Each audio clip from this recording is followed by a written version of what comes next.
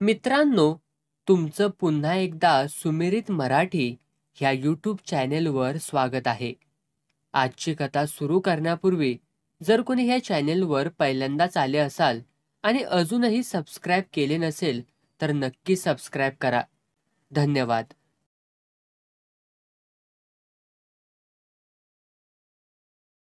टेबलावर पाय टाकून खुर्चीवर मागल्या बाजूला मान टेकवून तोंडातून धुराचे ढग सोडीत आणि एक हात डोक्यावरच्या विरळ केसांतून फिरवीत सुर्वे साहेब डोळे मिटल्या मिटल्या आतापर्यंत नोंदलेल्या पुराव्याच्या मनाशी आढावा घेत होता. त्यांच्या मुद्रेवर समाधान झळकत होतं. ही खुनाची केस आपण केवळ 2-3 तासांच्या आत उलगडली याबद्दल ते समाधानी होते. पुरुषोत्तमनं सगुनीचा खून केला याविषयी आता यत्किंचितही संदेह उरला नव्हता. दारूच्या नशेत त्यानं आपल्या रखेलीला खतम केलं आणि मग भानावर आल्यावर पलायन केलं ही गोष्ट सूर्यप्रकाशा इतकी लख्ख दिसून येत होती. दुसऱ्या कुणालाही सगुनीला मारायचं असतं तर पुरुषोत्तमला वाटेतून हटविल्याशिवाय ती गोष्ट साध्यच नव्हती. तिच्याविषयी मनात सुडबुद्धी बाळगणारी दुसरी व्यक्ती म्हणजे सरपंच बळीराम. त्या लेकाच्याला तिनं म्हणे डांबर फासलं. घटकाभर समजा असं गृहीत धरलं की बळीराम रात्री तिला जिवे मारण्याच्या उद्देशानं तिच्या घरात घुसला. पण मग त्यानं पुरुषोत्तमचं काय केलं की त्यालाही मारून त्याचं प्रेत कुठंतरी दूर फेकून दिलं. छे, हे पटत नाही. एक प्रेत घरात ठेवून दुसरं मात्र जीवाची जोखीम पत्करून बाहेर न्यायचं, यात कोणता तो शहाणपणा आहे? सारांश, बळीरामनं हा खून केला असणं शक्यच नाही. शिवाय त्याची ॲलिबी आहे. तो आडगावला गेला होता आणि आज सकाळपर्यंत गावात परत आला नव्हता. तात्या, बाळा यांनी तसा निर्वाळाच दिला आहे. अर्थात तो खुनी नव्हे. सगुनीबद्दल त्याच्या मनात आकस होता हे मात्र खरं.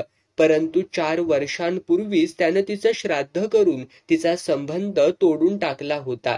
तरी सुद्धा हो काय हरकत आहे? पोलिशी खाक्यातो मग काय? सुर्व्याचे डोळे आनंदानं चमकू लागले. ते मनाशी विचार करू लागले. बळीरामला बळीचा बकरा बनवणं सोपं आहे. सगुनीची इस्टेट आता आपोआप त्याच्याच हातात येणार आहे. तूच खून करवलास असा आरोप करून अटकेची धमकी देऊन त्याच्याकडून 4-5 हजार रुपये उकळणं काही अवघड नाही. खुनाच्या मामल्यात टाऊक साधला नाही तर मग मी ऑफिसर कसला? रात्री 10 नंतर निवांत वेळी बळीरामला बोलावून घेऊन त्याला आपल्या जाळ्यात ओढायचा असं सुर्व्यांनी ठरवून टाकलं. जरा वेळानं बळीरामचे विचार बळबळ बाजूला टाकून त्यांनी पुरुषोत्तमवर आपलं चिंतन केंद्रीभूत केलं. प्रत्यक्षात खून कसा झाला व का झाला हे पुरुषोत्तम मिळाल्याशिवाय कळायला काहीच मार्ग नव्हता. पण सुर्व्यांनी कल्पनेनं आपल्या मनःचक्षूंसमोर जे दृश्य आणलं ते हाती आलेल्या पुराव्याशी सुसंगत व संभाव्य असंच होतं. रात्री 9:30ची वेळ. पुरुषोत्तम दुकान बंद करून सगुनीच्या घरी आला आहे. ती त्याची वाट पाहत आहे. तो खोलीत आल्याबरोबर ती उठून उभी राहते. तिला गपकन मिठीत आवळून तो आधाशासारखा तिची चुंबनं घेतो. ती त्याला पलंगावरती ढकलून देते व रोषपूर्ण स्वरात म्हणते, काही ताळतंत्र हाय का न्हाय? बाजूच्या खोलीत भागी हाय. सगुनी त्याच्या समोर जमिनीवरती बसून त्याच्यासाठी पान लावीत आहे. अचानक त्याची नजर बाजूला कोपऱ्यात ट्रंकेवर पडलेल्या पोस्टाच्या पाकिटावर जाते. कोणाचं पत्र आहे? तो विचारतो. हाय आपला असंच, माझ्या एका मैत्रिणीचा. ती खोटं हसते. त्याचा संशय बळावतो. पाकिट उघडून तो पत्र वाचतो. ते श्याम नावाच्या माणसाचं तिला आलेलं प्रेमपत्र असतं. मजकुरावरून पुरुषोत्तमला कळून चुकतं की त्या दोघांची खूप जुनी ओळख आहे आणि खूप प्रेम सुद्धा आहे. पुरुषोत्तमला तिच्या याराला पत्रात घाणेरड्या शिव्या देऊन त्याची भरपूर निंदानालस्ती केली आहे. तिच्या खोटारड्या वागणुकीनं खवून तो विचारतो, कोण आहे हा श्याम? तुझ्या दाट ओळखीचा दिसतोय. सगुनी तुटकपणानं उत्तर देते, मला माहित नाही. तिच्या कपटीपणामुळं पुरुषोत्तमच्या मनात तिच्याविषयी एकदम परकेपणा, किळस व तिरस्कार निर्माण होतो. सगुनीवर तो रागावला आहे आणि भांडण करण्याच्या बेतात आहे. सगुनी आत जाऊन भागीच्या हातून दारूचा ग्लास घेते आणि भागीला घरी जायला सांगते. भागी जाते. सगुनी बैठक खोलीत येऊन पुरुषोत्तमला दारूचा ग्लास देते. पुरुषोत्तम ग्लास घटाघटा पिऊन म्हणतो, और लाव. ती दारूची बाटली आणून त्याच्या समोर ठेवते. पुरुषोत्तम सबंध बाटली एका दमात घशाखाली रिती करतो. सगुनी मधुर हसत लाड त्याच्या जवळ येऊन बसते आणि त्याचा हात हातात घेऊन त्याच्या कानाशी लागून म्हणते, आता झालं का जीवाचं समाधान? हे का पेनं म्हणावं का काय? चला आता आतमंदी जेवायला. पुरुषोत्तम एकदम भडकून जाऊन तिचा हात झटकून टाकतो. तिला पलंगावरती ढकलून देतो आणि कठोर स्वरात म्हणतो, छिनाल राणसाली, कपटी, दगलबाज, खबरदार रंगाला हात लावशील तर जा त्या शाम्याकडे जाऊन त्याच्या गळ्याला मिठ्या मार. अहो पण त्याचा माझा तसला काही संबंध नाही. तुम्ही उगीच काहीतरी. ती त्याची समजूत घालायचा दुबळा प्रयत्न करते. चुप हरामखोर. गर्दन मुरगाळीन खोटं बोललीस तर दूर हो माझ्या समोरून. तो डोळे तांबारून तिच्यावरती वस्कन ओरडतो. ती मान खाली घालून आतमध्ये निघून जाते. पुरुषोत्तम बिछाण्यावरती आपलं अंग झोकून देतो. कृतघ्न नीच सगुनीचा या घटकेला गळा दाबून जीव घ्यावा असे विचार त्याच्या मनात उसळत असतात. पण प्रमाणाबाहेर दारू घेतल्यानं त्याचं डोकं भनभनू लागतं, गरगर फिरू लागतं. तो गुंगी येऊन निपचित पडतो. 1.5-2 तासांनी पुरुषोत्तम शुद्धीवर येऊन उठून बसतो. आता त्याचं डोकं हलकं झालेलं असतं. सगुनी समोर जमिनीवरच पडून झोपी गेलेली त्याला दिसते.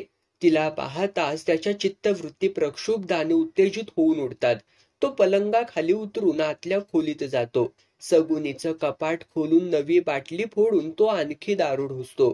स्वयंपाकघरात जाऊन तिथली सुरी घेतो आणि परत खोलीत येऊन हिंस्त्र खुनशी नजरेनं सगुनीकडं पाहत राहतो. एकाएकी संताप उफाळून तो गाढ निजलेल्या सगुनीच्या अंगावर सप्पासप वार करीत सुटतो. सगुनी मेले मेले अशी किंकाळी मारते, पण थोड्याच क्षणांत कायमची शांत होते. आपण भयंकर गुन्हा केल्याची जाणीव होताच पुरुषोत्तम घराबाहेर धावतो आणि दाराबाहेर उभ्या असलेल्या तात्या बाळा यांना धक्का देऊन पळून जातो. हे सर्व दृश्य सुर्व्यांच्या दृष्टीसमोरून चलतचित्रासारखं सरकून गेलं आणि त्यांनी डोळे उघडले. नवी सिगारेट पेटवीत स्वतःशी म्हटलं, बस असंच घडलं असणार. थोडासा तपशील इकडं की तिकडं, पण सार मुद्दा सगळा असाच्या असा. जेवण आल्याची वर्दी आली. पाटलानं मुर्गीचा खाना बनवून पाठवला होता. जेवायला बसण्यापूर्वी त्यांनी दोघा शिपायांना बोलावून हुकूम दिला, ताबडतोब पेट्रोमॅक्स घेऊन सगुनीच्या घरी जा आणि कार्ड पाकिट वगैरे तिचा जो काही पत्र व्यवहार मिळेल तो घेऊन या. शिपाई अर्ध्या पाऊण तासानं परत आले आणि सॅल्यूट ठोकून त्यांनी सांगितलं, सगळं पाहिलं साहेब. घरात एकही पत्र मिळालं नाही. मला वाटलंच. सुर्वे मनाशी म्हणाले. हासाला पुरुषोत्तम मोठा बिलंदर आहे. दारूच्या नशेत असूनही त्याचं डोकं पूर्ण ठिकाणावरती होतं. खुनाचं हत्यार तो बरोबर घेऊन गेला. एवढंच नाही तर खुनाचं मूळ कारण असं ते पत्रही त्याने तिथं न ठेवण्याची दक्षता घेतली. पण कितीही हुशारी दाखवली तरी आता तो माझ्या पंजातून सुटत नाही. तालुक्याहून ठिकठिकाणच्या पोलीस स्टेशन्सना फोन करण्याची व्यवस्था करून पुरुषोत्तमचं वर्णन व खानाखुना कळवून त्यांनी सगळीकडे त्याची पारख सुरू केली होती. आजूबाजूच्या गावागावातून त्यांनी आपली माणसं देखील पाठवली होती. लपून लपून कुठं लपणार? आज ना उद्या बेटा पोलिसांच्या तावडीत सापडणारच. रात्री 10 नंतर त्यांनी बळीरामला बोलावून घेतलं आणि अटकेची दहशत घालून त्याच्यावर खून केल्याचा आरोप करून त्याला पार गर्भगळीत करून सोडलं.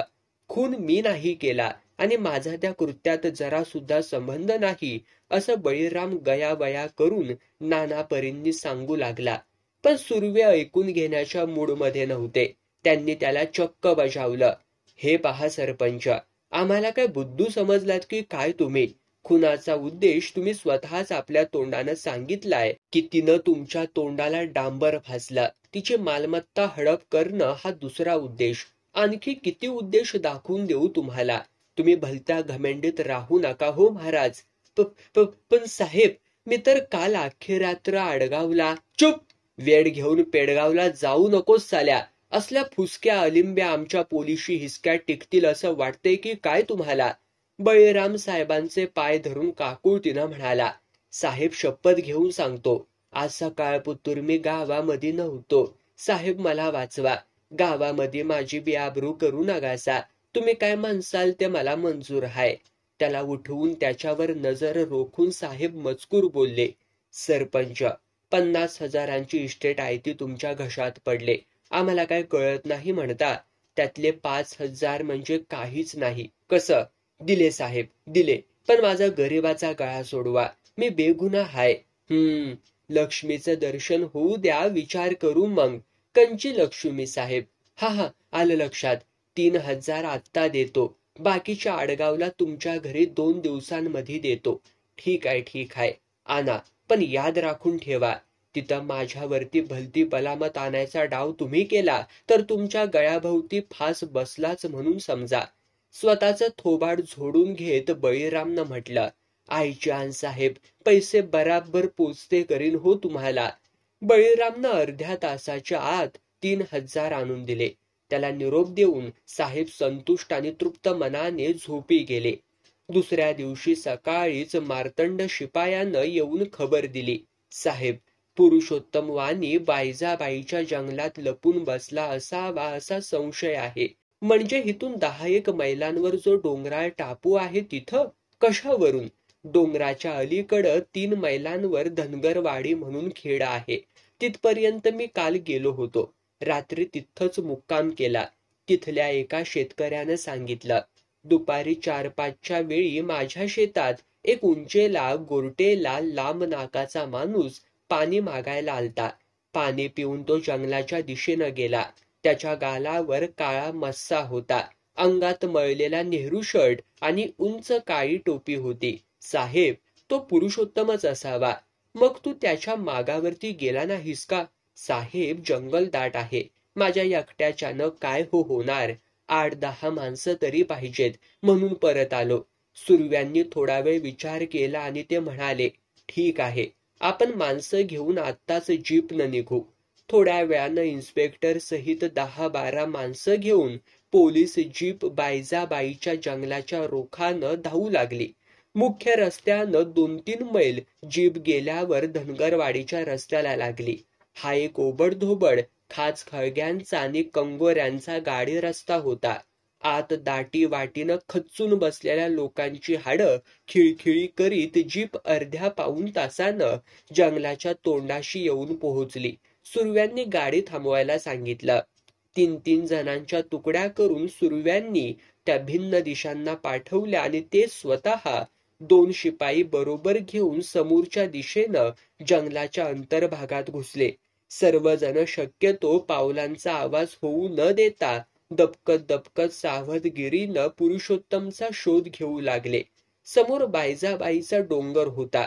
त्या डोंगराच्या उतरणीला 3-4 मैलांचा प्रदेश हेरून हे घनदाट जंगल सहस्त्र शिरा आणि सहस्त्र हात उभारून खडं ठाकलेलं होतं. ठिकठिकाणी झाडी दाट असल्यामुळं अंधारी पसरलेली होती. रानटी पशुपक्ष्यांच्या आवाजांखेरीज व चित्कारांखेरीज त्या भयान अरण्यात निस्तब्ध शांततेचं साम्राज्य माजलेलं होतं. सर्व तऱ्हेच्या आणि विभिन्न जातींची झाडं तिथं निसंकोचपणे एकमेकांना बिलगून खेटून उभी होती. 2 घंटे जंगल आडवं उभं विंचरून सुद्धा पोलिसांना तिथं माणसाचा जरा देखील सुगावा आढळला नाही.